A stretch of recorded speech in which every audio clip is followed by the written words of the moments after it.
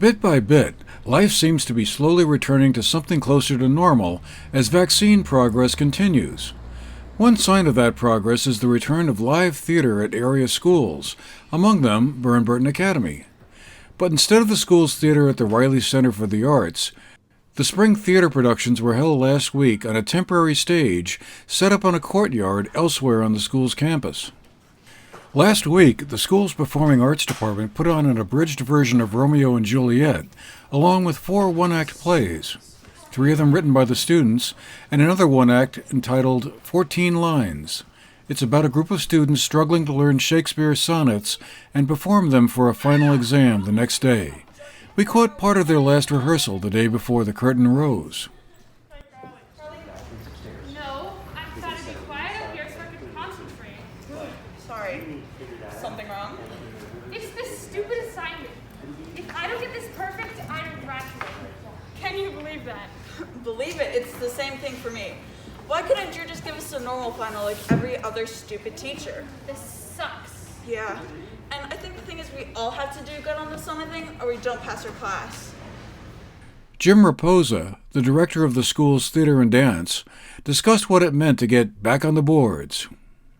It will be the first time that we have been able to have a live performance in over 15 months.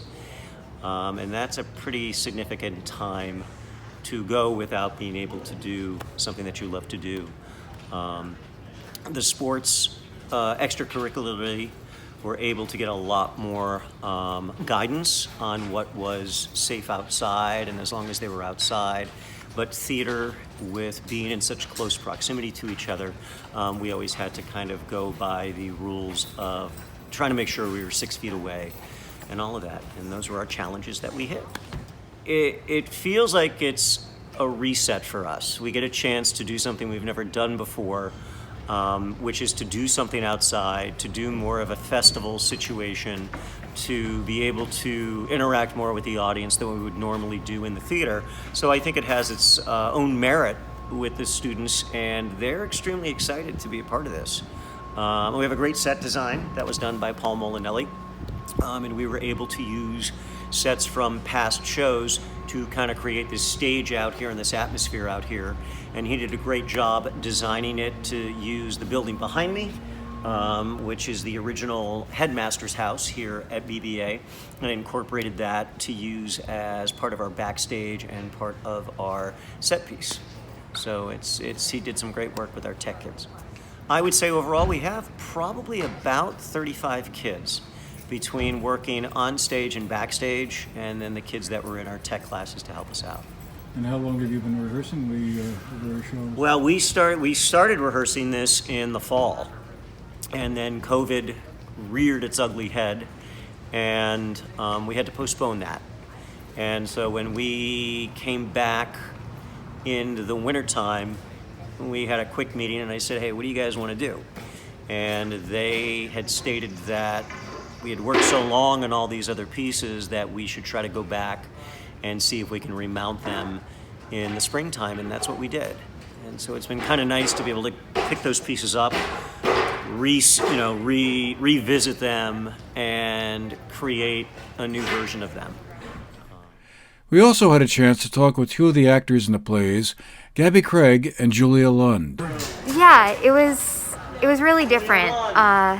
We had to adapt a lot, and we didn't have a stage until a week or 2 ago, so we were doing this all without a stage. And when you don't really have a stage, you have to learn all the blocking and mime doing it without actually having steps to step on. But doing it outside, it made it harder because we'd have wind and we'd have noises that we wouldn't normally have, and we'd have people crossing back and forth that weren't in the show, and making a lot of noise and things that we couldn't predict happening. And so we had to learn how to adapt really quickly. Yeah, it's definitely been a little bit of a challenge just because we're outside and there are people around on campus, and so it's just been like a little bit challenging with people walking through and then being like loud enough and stuff like that. But it's been interesting, and it's been nice when it's like warm weather like it is today.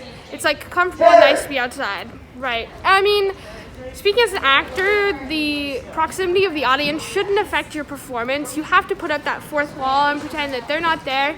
And although internally it is a little bit awkward when they're like maybe a foot away from me and I'm like, wow, you're very close to me. But I just have to, pretend that they're not there and just maintain like the fourth wall and be like, I'm in the moment, I'm in my performance, and sort of ignore them. It's a little bit interesting, but like you have to work with it and the show must go on. And I'm just thankful to be able to do the show within the circumstances that we have.